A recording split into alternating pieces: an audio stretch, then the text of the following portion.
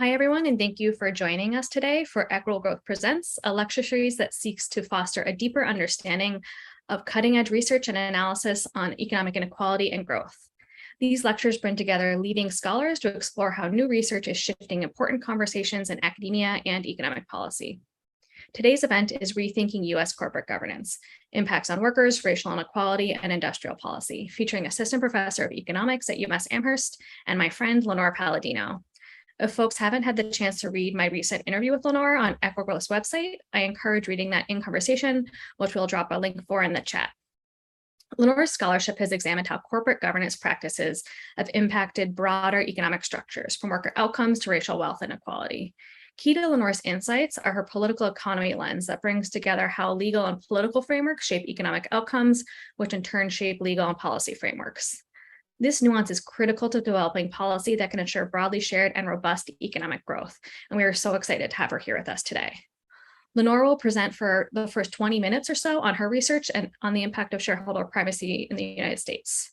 And then following Lenore's presentation, Xavier de Souza Briggs, Senior Fellow at Brookings Metro, will provide discussant remarks on the policy context that frame Lenore's research. Zav is an expert on democratic governance, as well as policies that reinforce economic opportunity and inclusive markets, with a particular eye towards racial equity across the economy. He will speak for roughly 10 minutes in response to Lenore's work. After both speakers, we will open to a Q&A with the audience that I will moderate with both speakers.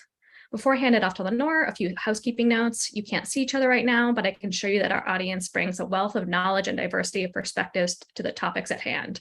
So it is my sincere hope that you will all participate throughout the event. We have so much to learn from each other. You can share observations and thoughts with your fellow attendees using the chat function, and we'll be compiling attendee questions for our presenters throughout the event. Please submit your questions for Lenore and Zab in the Q&A box. In the Q&A box, when asking questions of our two presenters, please give your first and last name along with your organizational affiliation if you have one. If you encounter technical questions or difficulties, you can send a direct message to the EG Events account in the chat. Finally, please note that this lecture is being recorded and on the record, so feel free to tweet away and use the hashtag EGPresents in your posts. Thank you so much again, and off to you, Lenore. Great. Well, first of all, thanks so much to the Washington Center for Equitable Growth, to Kate, Christian, and the rest of the staff for organizing today's event, and I'm so honored that Xav Briggs has joined us as well. I'll share my screen in a minute and go through a longer presentation, but I just wanted to give some top line points to start. So as Kate said, the core premise of my work and of the talk today is that shareholder primacy, which I will define in more detail in a little bit, but shareholder primacy has had massive negative effects in the United States, especially on workers. And for me, that leads to two foundational points. First, a strategy point. Anyone who is engaged with trying to improve conditions with the low-wage workforce, who is focused on racial equity in our economy in this moment of major economic transition, needs to pay attention to the effects of shareholder primacy. And a research point, since this is a gathering of academics as well, for researchers who are concerned about equitable growth, shareholder primacy works along multiple channels that affect inequality and affect economic prosperity. And so we have to dig into its complexity. And then a third broader point, shareholder primacy as a theory of what corporations are and how they should operate, which does guide economic policymaking in many ways today, is just plain wrong. It's incorrect as a theory, and its harms are evident in practice. We see around us lots of rising attention to redefining corporate purpose and the role of financial markets. We heard, for example, a few years ago, the Business Roundtable restate the purpose of the corporation as being towards all of its stakeholders. We are talking a lot these days about the rise of environmental, social, and governance-focused financial practices. But if a corporation's legal purpose remains anchored in shareholder primacy, i.e. maximizing shareholder welfare, then these problems that we're trying to solve, the climate crisis, stagnant wages for low-wage workers, a financial sector that does not serve the real economy, will remain ongoing. And just one final note as well, let me just say at the outset that I think collective bargaining for workers is essential. Labor law reform is necessary. I'm a former union organizer. I would never want to come across as implying that reforming shareholder primacy is a silver bullet for workers, but it's a necessary piece of the puzzle. So let me share my screen Let's see. And hopefully you also have access now in the chat to a link to the presentation as well. I've provided a lot of detail in here, and I won't be going through all of it out loud. So this is for future reference. So let me start with the big picture. How does shareholder primacy affect workers, and what should we do about it? Shareholder primacy and working under neoliberalism. I want to start with just a few basic things that I think everyone attending this talk will know. Shareholding is incredibly concentrated among white wealthy households. There's many of us who participate in the financial sector through our retirement savings or other kinds of savings, but still corporate equity is highly, highly concentrated among a white wealthy group of households. Second, over the last several decades, the amount of corporate funds and the percentage of out of total corporate funds going to shareholders have both risen. In other words, shareholder primacy is not just a theory. In practice, we've seen a rising focus within corporations on using income as payments to shareholders. Meanwhile, this audience knows that workers remain underpaid across the economy and struggling for bargaining power. So let me first define shareholder primacy, because I'm sure this audience has a wide range of knowledge about what we're talking about here. It's a legal and economic framework for corporate governance, corporate decision-making, that claims that the sole purpose of corporate activity is to maximize wealth for shareholders. And it's a prescription for action, right? It says that executives and boards of directors have a legally defined responsibility to prioritize increasing share prices over all else. It's not a theory of production. It doesn't tell us much about how corporations should actually produce the goods and services that they're focused on. It's really a theory of allocation. It's based in a larger market primacy framework that does still today really dominate how we think about the economy, and tells us that corporations should be thought of essentially as mini markets. Shareholders are the only ones who take a certain kind of variable risk, and therefore they are the ones who should be in charge of decisions and also should be the main recipients of the value created within the corporation. This idea of shareholder primacy is enshrined into corporate law. Our corporate law in the United States is centered in the state of Delaware for reasons we could get into in the discussion if people want. But these duties that corporate directors and management have, what we call fiduciary duties of care and loyalty, are written so that they run specifically and exclusively to shareholders. I would say I could write a book. I actually am writing a book on the numerous flaws and the arguments for shareholder primacy. I won't go through them all. There's many that are, some that are theoretical in nature. This is a theory that lacks any discussion of production and innovation. It's based on methodological individualism, and also in practice, who shareholders are and how they relate to the corporation has changed so much that it simply doesn't hold any water anymore to say that shareholders should be the primary decision makers within a corporation.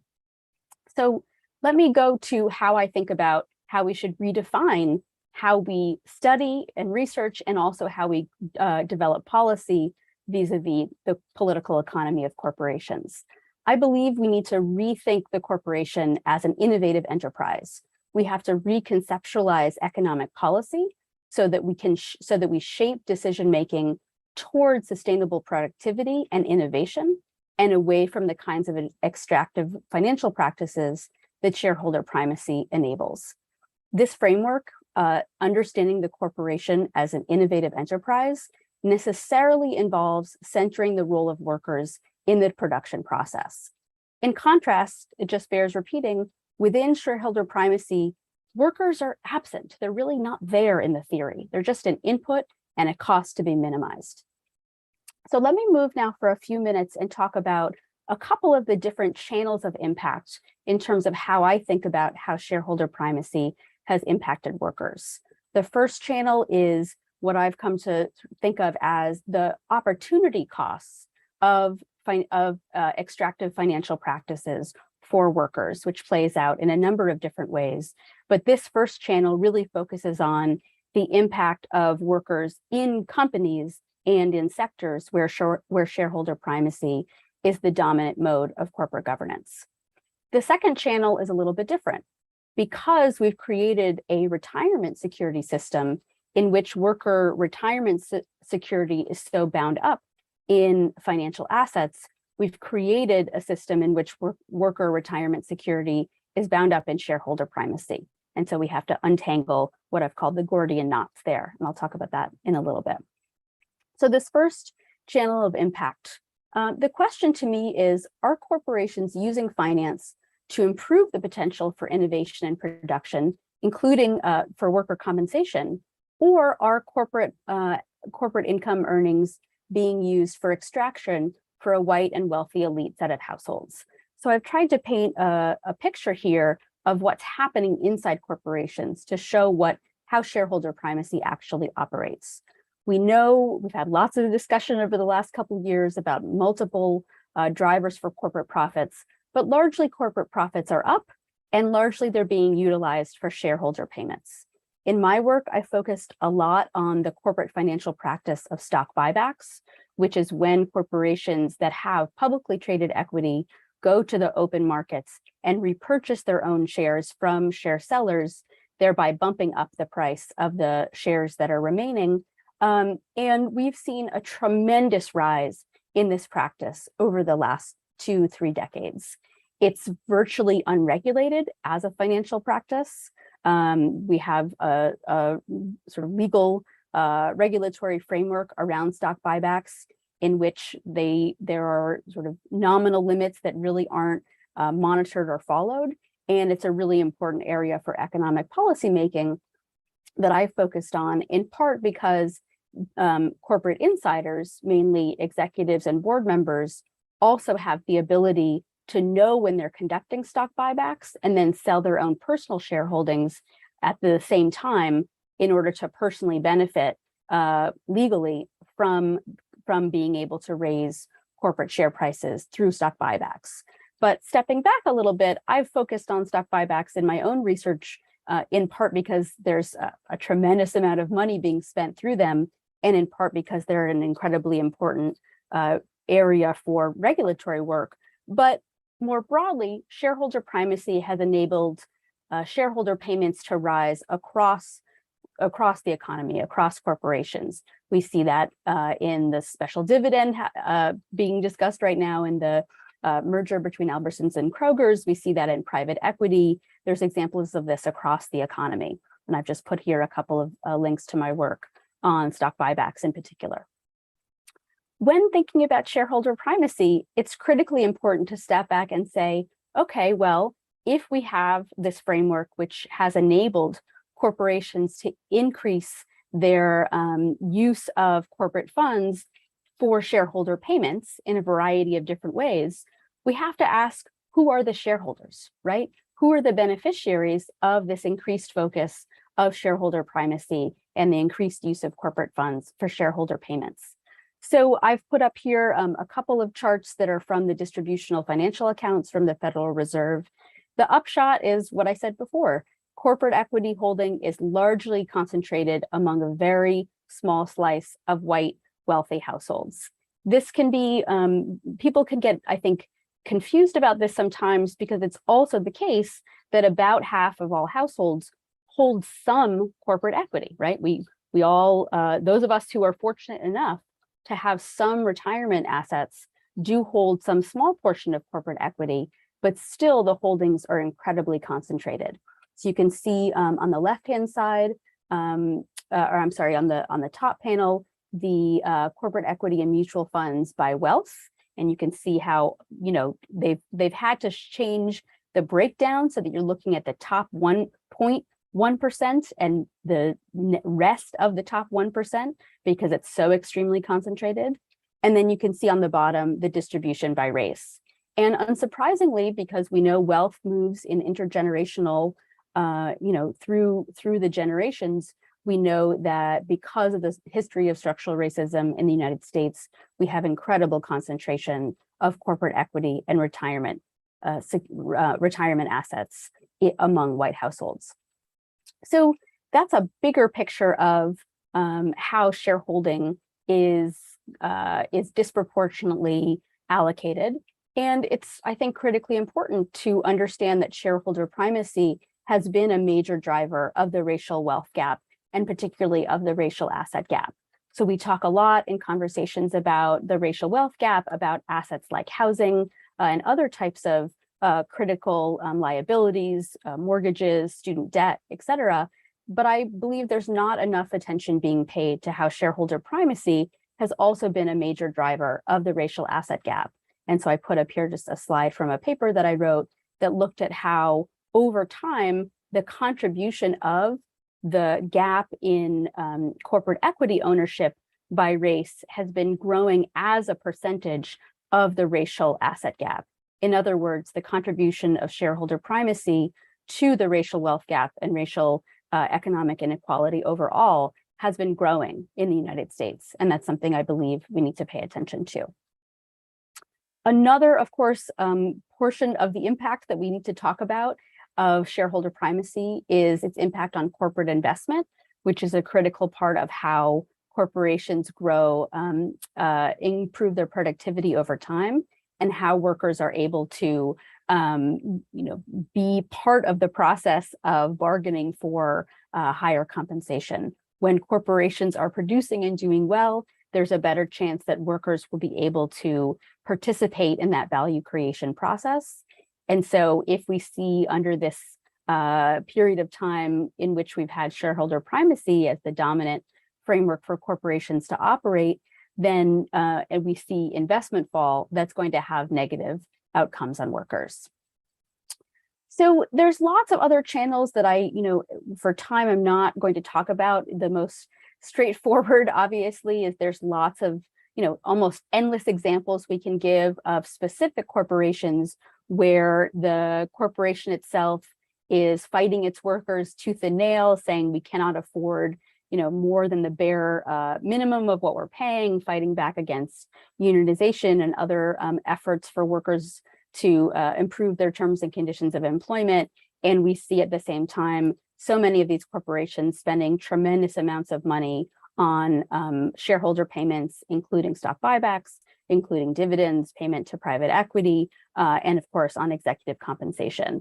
But I think it's important not to solely focus on those specific examples, which are, I could name for you, but to really understand the broader channels by which corporate shareholder primacy impacts the workforce across the economy, as well as within specific corporations.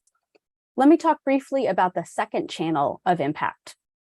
Worker retirement security is also bound up in shareholder primacy. And we know that retirement assets as a whole have grown tremendously. How they're allocated and how they're managed has changed so much over the last couple of years, in which we, really anyone who is fortunate to have access to assets that they're able to save for retirement is participating in the stock market, is participating in shareholder primacy. So I'll skip over a lot of the details I have up here about the concentration of corporate equity in our public pension funds, both for federal and state and municipal workers. But the upshot is just that retirement funds have become enmeshed in shareholder primacy. A trend that we've also observed over the last couple decades is the rise of what we can call asset manager capitalism, in which corporations are utilizing asset managers to manage the portfolios of their employees' retirement funds. We also, in our individual capacity, usually invest not directly in corporate equity, but through pooled funds, handing over legal title and the right to participate in corporate governance to asset managers. And so we have this situation now in which household and worker retirement funds are managed by asset managers, familiar names of BlackRock, Vanguard, State Street, and oftentimes not necessarily in our collective best interest. So another way that shareholder primacy has impacted workers is through this rise of the power of asset managers in corporate governance, and the way in which asset manager fiduciary duties, their responsibilities to us as the economic beneficiaries, as the ones who are granting them our hard-earned financial assets to manage, those duties are defined in such a way that they are only conceived of as being responsible for our short-term financial interests rather than our holistic interest in retirement security in a healthy planet. And so what this has meant, the asset manager industry has a lot of challenges to it. It's incredibly concentrated, and there's been a lot of great research and attention to that as a problem. But I think that the problem for workers is as much how asset managers actually participate in corporate governance. And we're living through a very interesting period in which there's attention from the Republican fiduciaries of many states to say that the asset managers have gone too far in one direction. But I think it's important for our perspective to understand that most of the time, asset managers have been actually not voting in, full-throated favor for climate change-oriented shareholder resolutions. Too many of our public pension fund assets are still invested directly in fossil fuel companies. So that interest of asset managers in our short-term financial interests rather than our long-term interests as households has, I think, been another channel by which shareholder primacy has negatively affected workers. So I've only got a few minutes left. What I'll do is just briefly summarize a couple of the different planks on which I think we need to move, both in terms of research and policy. So as a professor, some of my work right now is focusing on new approaches to teaching political economy of corporations. And for anyone who's interested, I would welcome the chance to talk with you about that offline.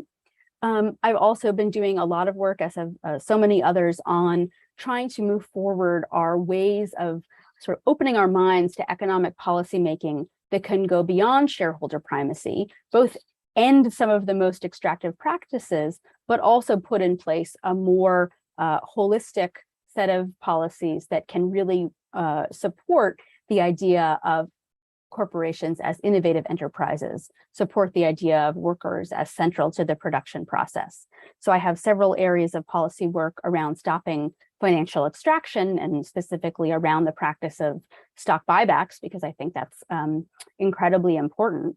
But I also have been doing work around worker representation on corporate boards, which has been the subject of a lot of discussion for the last couple of years, as well as reorienting board fiduciary duties of care and loyalty towards the corporation itself, as well as towards all stakeholders, including, of course, workers. And then finally, I'll just say this Gordian knot of retirement security and shareholder primacy. I think that this is where a lot of the times in policymaking discussions and research discussions, we're getting stuck right now in thinking about how do we, walk and chew gum? How do we make sure that workers' retirement security, workers' financial assets right now are being stewarded responsibly, are being managed in ways that are in the best interest of the people who are on the cusp of retirement? And we also need to think more broadly about looking at the harms of shareholder primacy writ large and thinking about untangling our retirement security from so much of the speculation and extractive financial practices that are enabled by the idea that shareholder primacy is the right way to run corporations, that it's the right way to run corporate governance. So I have a couple of papers that I've linked to here that are looking specifically at the idea of reforming fiduciary duties of asset managers and establishing a public asset manager for public pension funds. But I think there's so much incredible work going on and thinking right now about how to untangle this very difficult knot. And the last thing I'll say that I'll hopefully launch right into the rest of the discussion, we are living, through an incredible period of a reorientation towards robust public investment, robust industrial policy. And I think there's so much that we need to celebrate and really be grateful for the work of policymakers over the last couple of years to move us in this direction. And of course, we have incredible crises facing us that call us to act very quickly. At the same time, I think that if we do not recognize the harms of shareholder primacy, we will miss an opportunity to make industrial policy as effective as it can be. And so I've been writing about and doing policy work on the need for corporate guardrails in U.S. industrial policy. And I'm looking forward to hearing Zav's remarks, and then maybe we can talk more in the discussion. There's so many opportunities right now that are happening in real time to make sure that we put some of these guardrails in place that'll get us further towards really ending shareholder primacy as the sole focus for corporations. So thanks very much, and I look forward to the conversation.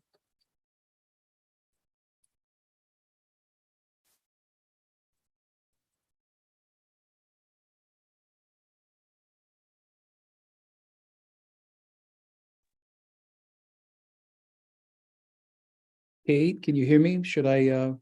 Yep, you sound good. Okay, good to go ahead. Apologies, everyone. Wasn't sure if I should jump in. I'm really delighted to be with all of you in this conversation today and have a chance to comment on Lenore's work. I think it's important for a whole range of reasons, and it's so multifaceted, as you can tell. And for a variety of reasons, as she said, this is just an incredible moment. Landmark legislation that has passed, some of it quite recently. The various ways we're interpreting the midterm elections and the signals that the public is sending, and the evolving conversation really about things like corporate governance. And if we were to zoom back from that just a little bit, the nature of our capitalism, the kind we have versus the kind we deserve, the choices we make about how markets should function to make our lives better and protect the planet, and so much more. So again, I'm honored and delighted to be with all of you. Lenore's work, this latest work she shared, and the larger body of incredible work that she's built in this area is so multifaceted. I'm only going to try to pick on a few threads here and underscore where I think some of the biggest stakes are, as well as some possibilities for policy. So bear with me. Just a few quick points. Number one, I think it's really important, in my humble opinion, it's useful anyway, to begin with a very fundamental recognition that what is at stake here is both public policy, including how policy treats corporations, and business practices or business models and practices, if you will. They are not the same thing. There is an interaction between them. You can't consider business models or business practices in isolation from public policy, but policy alone does not drive the outcomes or does not guarantee, in any event, the outcomes we would love to see and that we need to see for the sake of people and planet. And I say that in part because I think that in research, in many conversations about public policy, at times we are wont to fall into that trap of seeing policy as the one tool. Creative business practice, conversations about competitive strategy, how to compete differently under a given set of rules are also enormously important. And I want to give just a very quick example or two to say what I mean by that. Take, for example, the classic study done by our colleague and friend in the larger field, Zeynep Ton, an operations researcher based at a business school. Her best known book is The Good Job Strategy, and she created a nonprofit institution out of many of its insights. Zeynep is an operations researcher, not an economist. Her craft, if you will, is to look deep within organizations, including companies, at the wheels turning, at the mechanics of trying to compete under a given model, not so much governance itself. And the comparison at the heart of the book is one between two mega companies, two well-known brands, Costco and Walmart, pursuing very different models under the same laws and regulations, by and large, two consumer giants. I'm not putting either of them on a pedestal or treating that study as the last word on any of this, but I start there to point out that it is possible to compete in different ways. That's a part of what I think we're arguing about, is redefining what business success and economic success mean and how you achieve them in ways that are far, far better for workers, for communities, for the planet. Just to round out that example, what Zeynep shows is that over the same period of time, not only did Costco pursue a high road employment model, investing in workers, worker productivity, the customer experience, in a way that was the polar opposite from Walmart pursuing the labor cost minimization approach that Lenore underscored, which has been very common in this era of shareholder primacy. But Costco won. I mean, Costco outperformed over that period, even for the investment markets, returned higher profits. The second reason I start in this place to put public policy and business practice next to each other, and just to point out that business practice is not just the subject of Lenore's research, it is a rich domain in and of itself where we need to shift the conversation, we need to shift the choices that are made. The other reason I start there is just to note that these features of business, and more specifically of corporate capitalism, and especially American corporate capitalism, given our laws, given our dominant norms, given dominant beliefs about what's acceptable from corporations, they reflect a set of mutually reinforcing features. It's just a fancy way of saying, what's law on the books matters. The social license given to business by the public, by consumers, by investors matters. The same companies behave differently in some ways in Europe versus America for very straightforward reasons. There's no great mystery to it.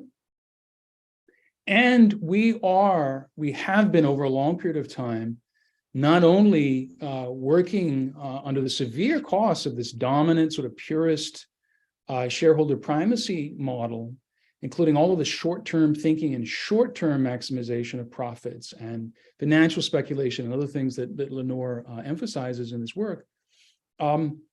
We have also, been living in an economy and beginning to question it and do the deeper analysis to show what's possible, how different this could be, with a set of mutually reinforcing forces, if you will, that stand between us and the way our economy could function.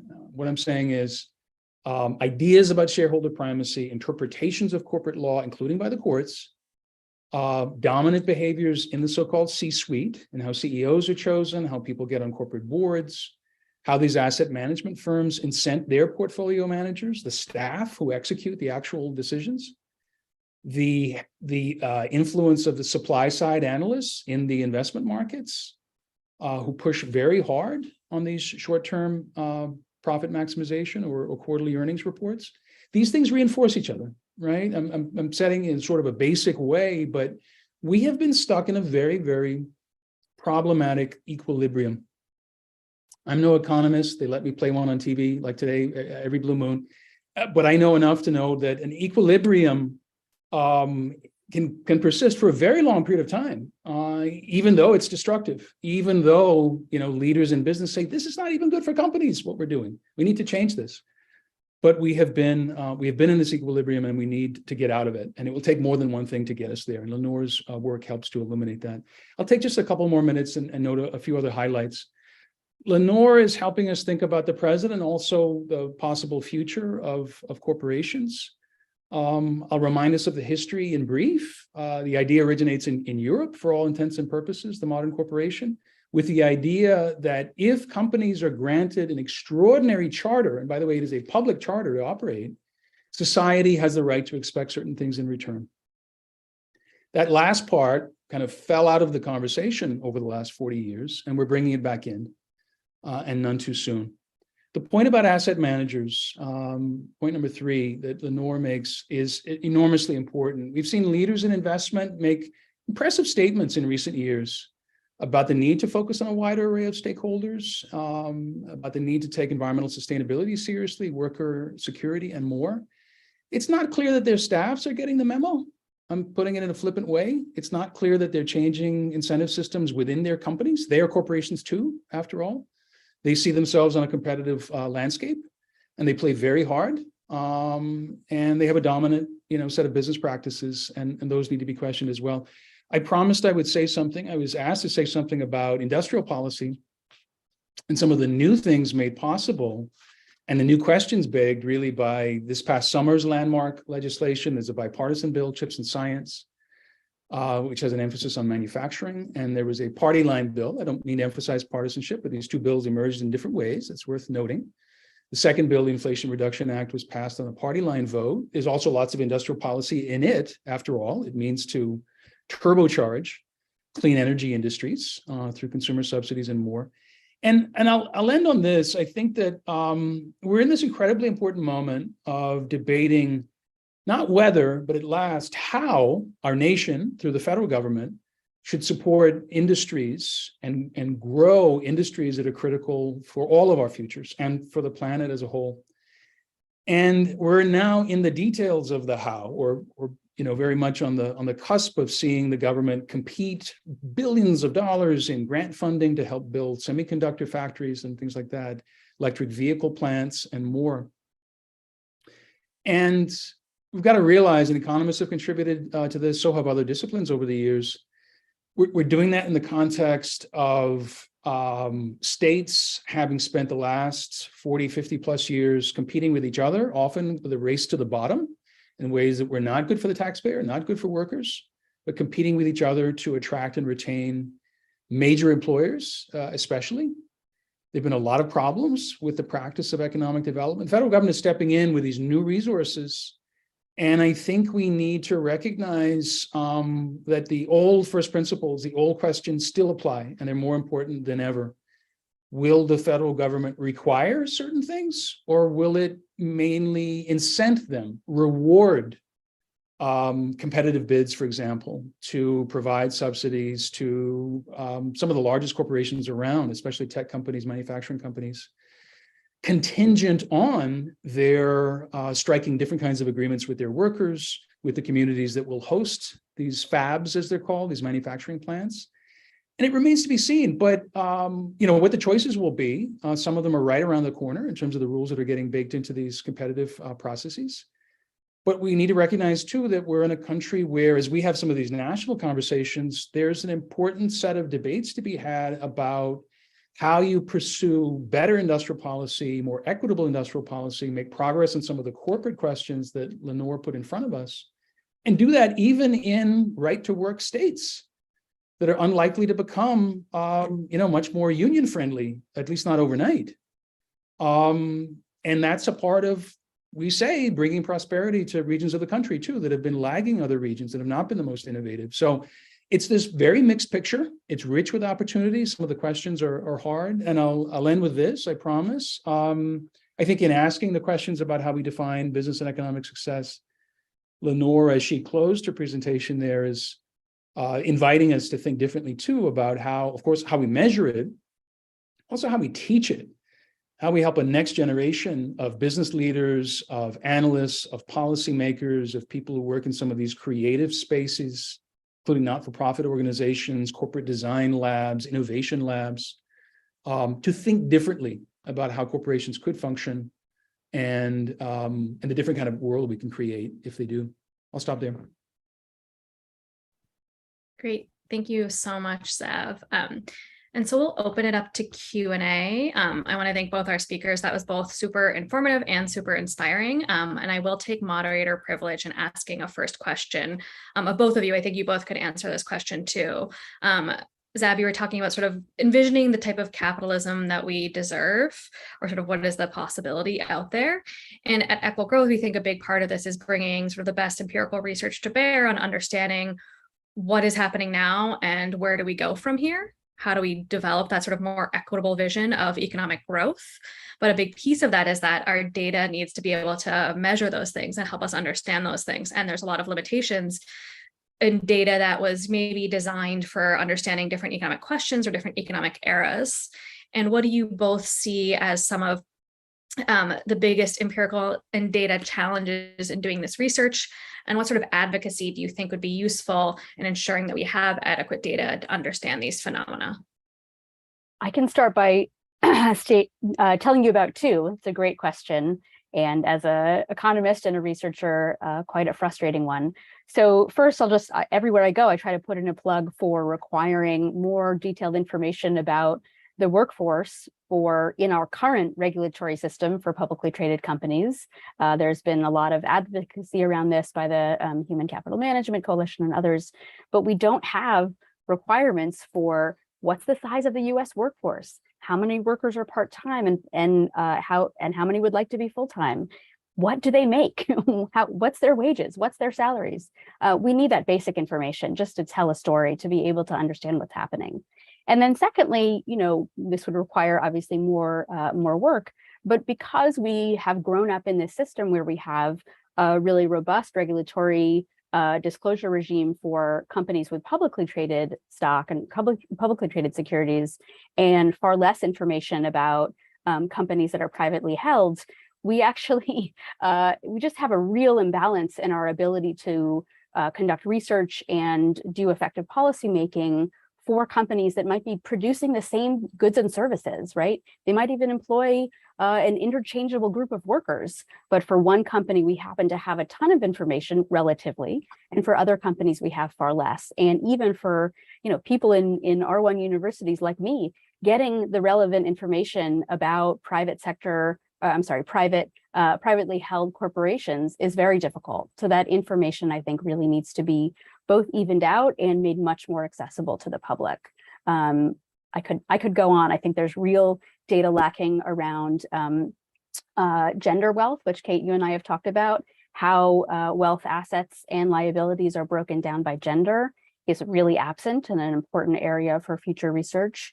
And in terms of our publicly available data sets having to do with corporate equity holdings and financial asset holdings more broadly, the way in which we group race and ethnicity is impossibly broad and very, very difficult to utilize to tell a really nuanced story about what's going on in the US. So I think those are all different areas where policymakers could move forward in making sure that we have the relevant data that we need to understand the impact of shareholder primacy on the US economy and the workforce.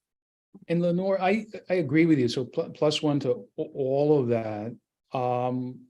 I would add that the data, while too little available and overly aggregated, if I can say it that way,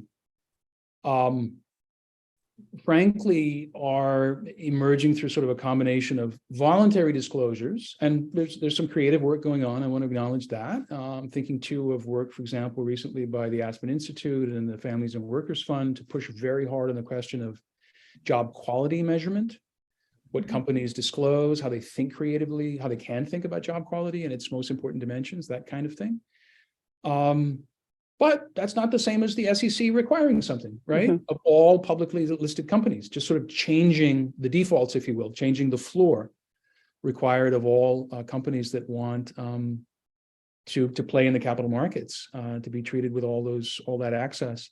And I think this Securities and Exchange Commission under this chair and this in relationship with this administration, though it's an independent agency,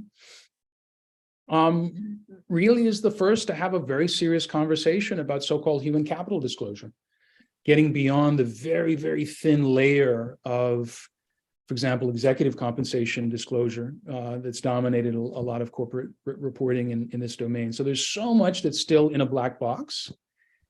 Some companies are breaking with those norms, and I give them credit, but that's not the same as, again, there being a floor that applies to everyone. And just to take it more global for a second, we've seen this movie before. We saw it in the conversation about labor standards in global supply chains, and superb work has gone on. A lot of it depended on grassroots advocacy around the world, and frankly, naming and shaming by the human rights movement. But it had important implications for business practice and companies ultimately deciding, you know what, it's kind of better for us to know a lot more about what's going on in our supply chains. And the pressure to disclose that is a source of pressure to also innovate. And that's key to being a leading company and winning and keeping the public trust. So again, I am very much at odds with the notion that sort of says, rules are bad for business, rules are anti-innovation, et cetera, et cetera. I don't believe that. I don't want to speak for her, but I don't think Lenore does either. Great, thank you. And you ended on talking about sort of a broader besides the US context. And we have a question in our Q&A from an anonymous person who said that they know Europe has been a leader in defining and regulating the ESG space, which is environmental, social, and governance, and financial and privacy regulations in general. Do we have a sense of how worker outcomes compare there versus here as a result of that? Is it working, basically? Yeah, that's a great and tough question in that it's very, how the workforce is regulated in Europe, first of all, depends on which country you're talking about. But second of all, there is so much that's different about unionization, about the types of jobs that have been traditionally available to different groups. I would say that what I am a U.S. Researcher, and I really do. There's so much to do here. I have trouble keeping up with the rest of the world sometimes, but I do think that they've really made strides in thinking about how to make sure we don't even bring up ESG data in our last set of comments, and obviously we should.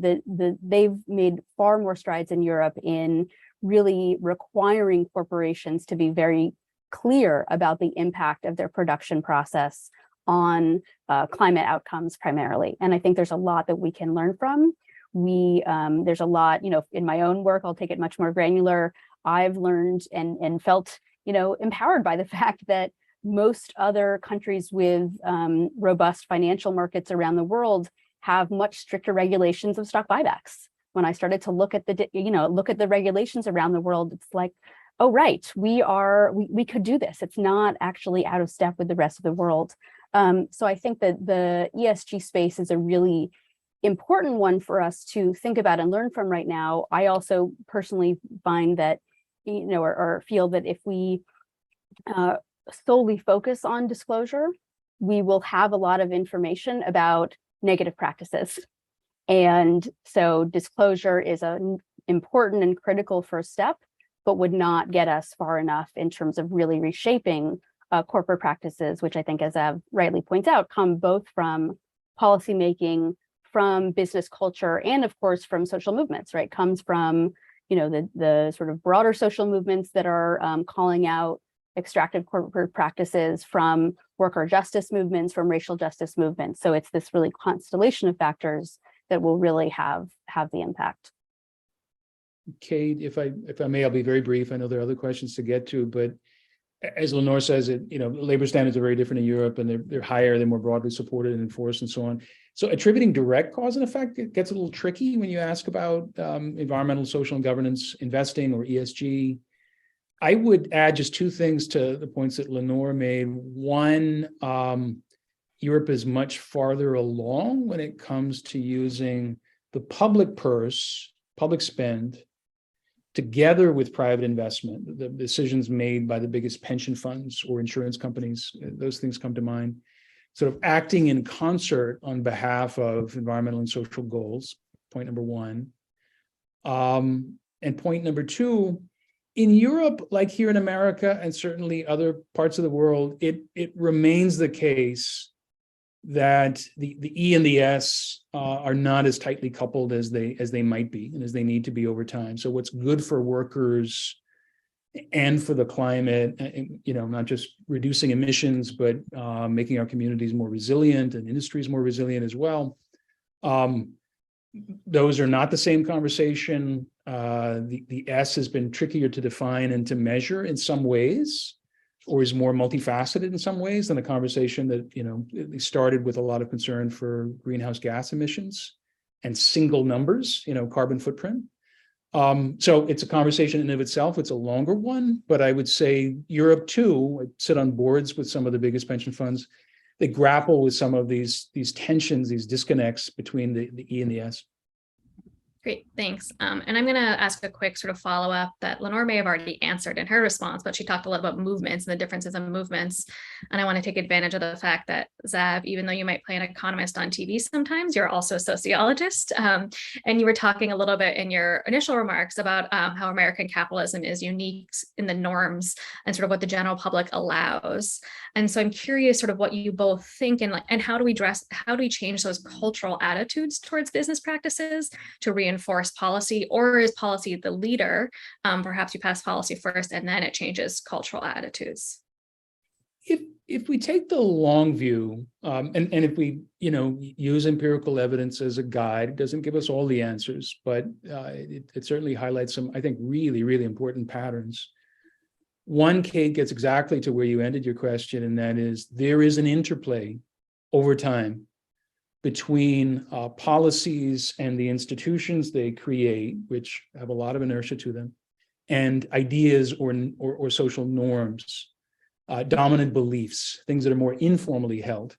Mm-hmm. There's an interplay between them. I think it's probably less important to take sort of an absolutist take on which comes first than to say over time we're trying to ratchet a set of changes between what people believe ought to be and how they believe markets should function and what their core values are. I mean, that's the source of fundamental social change over the longer haul. It's people acting on their values and acting collectively to bring a world into being that is more consonant with those deeply held values. Public policy is a piece of that, but the broadly held beliefs and the things that animate social movements are also a part of it. Last thing I'll say is there's a generational opportunity. There's more than one key to this. Popular culture has a role to play. The things that screenwriters and showrunners pay attention to matter for all kinds of reasons. Our health, our thinking about the environment, about the economy, things we take to be normal. That, after all, is what a norm is. But also young people's skepticism about capitalism. It got the attention of a lot of people in a lot of powerful investment and business roles when roughly a half of all young people in America said they thought socialism might not be such a bad thing. I don't think, by the way, that a lot of the young people answering that question necessarily meant the same set of things when they said socialism might not be so bad. I don't think they necessarily meant centrally planned economies and price controls on everything. And they probably, meant a less mean economy with more public goods. And so anyway, there's a lot under that question. There's a lot one could unpack, but that generational experience history has taught us, and generationally formative ideas, people who grew up in the Great Depression or the post-war period or the inflationary 70s or whatnot had markedly different views and underlying assumptions about how the world works and how the economy could work. I'll stop. Great. Thank you so much. I'm going to move back to some audience questions and stop taking so much advantage of the fact that I get to talk as much as I want here. And I'm going to try to combine two questions from Kay Mackenzie Scott and Gerald Davis, sort of on the fact that there are different corporate structures. They're not all equal to each other. And so Kay Mackenzie Scott asks, are there ways to structure financial investments or company incentives to change those business practices? So for example, how would you evaluate other approaches like worker ownership, governance-related funds, B Corps, and then related, Gerald Davis talks about the decline in public corporations or sort of market-listed corporations. What is the strategy for what corporations look like next, and how do we get there?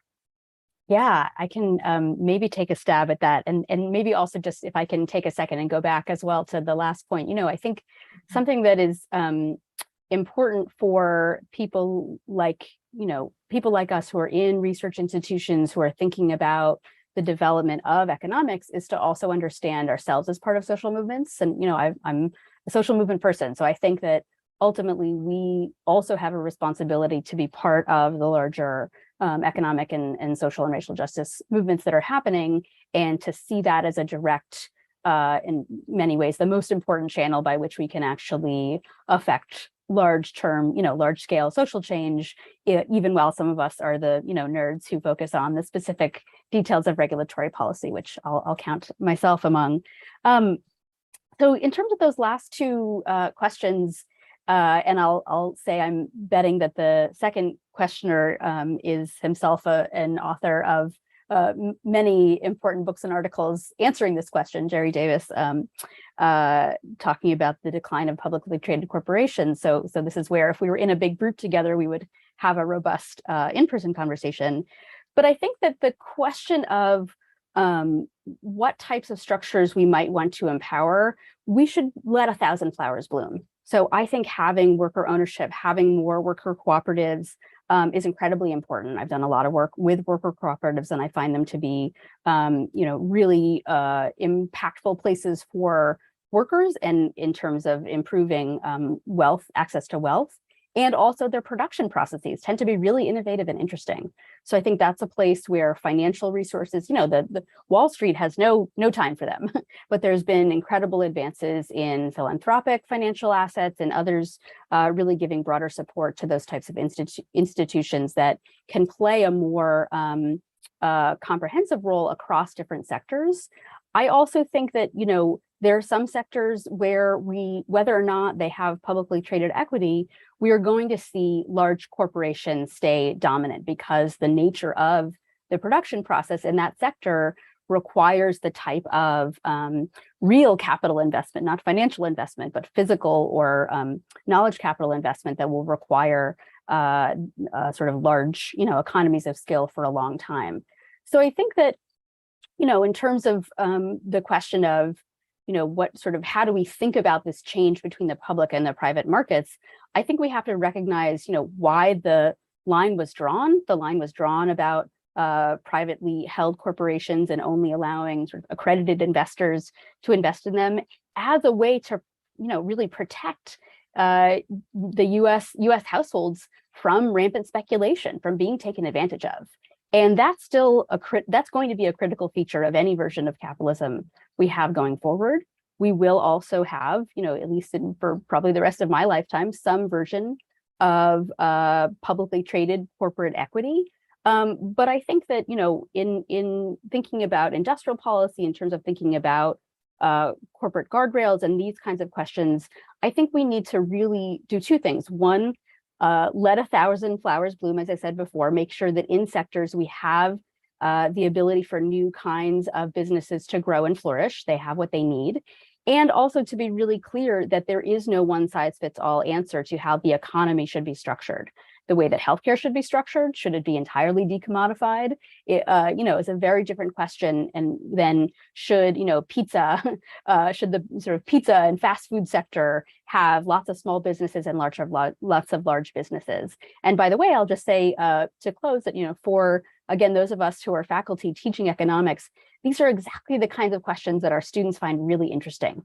And you can go into a classroom and have a conversation about how might we want, healthcare to be different than sneaker production? And you can get at these questions about really rethinking the political economy of corporations in a really effective way and with students today. So I think that's also an important takeaway for a slice of this audience.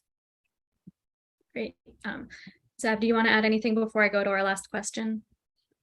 Kate, I'll just say that, I think that inertia point, that equilibrium point I made early on is relevant here. And I'm here again in agreement with Lenore. I think pluralism is a good thing. Experimenting is important, multiple models. There's some active conversations going on about populating the space more effectively with things like corporate design labs and that sort of, I think that's really healthy. But when it comes to B Corps and so on, charters matter. They do. There's evidence that, but we're talking about a very selective slice for now, right? And we're talking about dynamics in which people are looking around and asking, okay, but what do I need to do to compete? What will knock me out of the industry altogether? Will I be, able to build a successful career? Until their answers to those questions change, and that's not an enlightenment problem. That's a rules of the game. That's an assessment of the competitive landscape set of questions. I don't think we're going to see the change that we need to see. Permission to make different choices and charters come in there, and animating ideas. They do matter as a source of change. Great. Thank you. We're nearly at time, but I'm going to try to squeeze in this last question because I know it was part of what we were hoping to discuss today too. Is discussing a little more the guardrails that would be needed for equitable implementation of our modern industrial strategy push. I'm sure most folks who are watching are aware that there's a big push for more industrial strategy. And how would these industrial strategy goals, like addressing climate change, enhancing domestic, national, and economic security, ensuring benefits of investments reach households across income and race, how would these all be impacted if these guardrails aren't included? Yeah, I think this is the best chance we have to really change the way in which our production processes operate away from an orientation towards shareholder primacy to an orientation towards, resilient production, towards sustainable outcomes for workers, for households, for communities.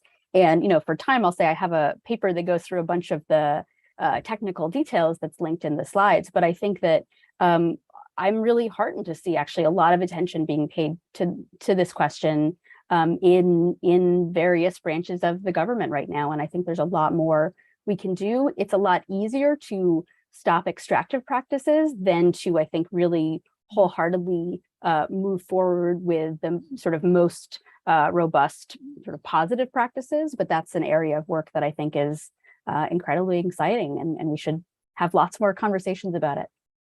Great. Kate, the only thing I'll add, I know we're at time, is that it's important to think about place. Companies function in places, Yeah. their behaviors in particular regions and vis-a-vis the workers in those regions and suppliers in those regions, higher ed institutions are really important. So sometimes we can talk about this in a way that's really disembodied, the high level of sectors and things that govern corporate capitalism broadly. Got to remember regions and places too. And that's a part of what's up, as Lenore says, for discussion now, partly because of the way these industrial policies are going to work. Great. That was a really good last reminder and note. So thank you both the speakers for being here. Thank you to the audience. I found this discussion, I said this before, but both very informing and inspiring, which is really nice to have together in tandem. So it was really great. And I hope this is just part of a longer conversation. For the folks who are still here, the final closing note I'll make is that we just released our 2023 request for proposals. We'll drop the link to that in the chat, but it's also pretty easy to find on our website. So we're hoping that, we can get some good proposals on topics like industrial strategy, like corporate governance, to keep, the research pipeline going so that we can make these policy changes. Thank you so much again, and have a great rest of your day, everyone. Thank you. Thank you.